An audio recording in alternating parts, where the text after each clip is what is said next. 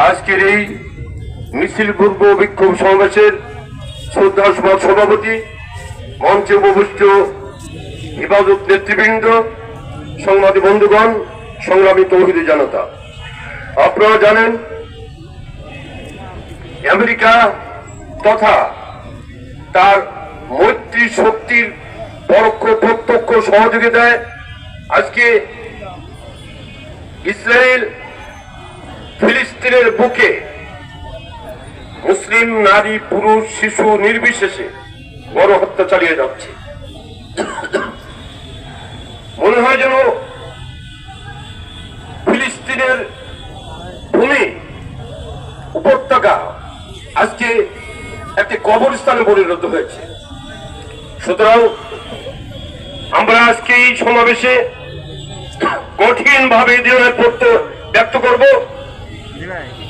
ইসরায়েলের সমস্ত পণ্য আমরা বয়কট করব। ইসরায়েলে যারা অস্ত্র পাঠিয়েছে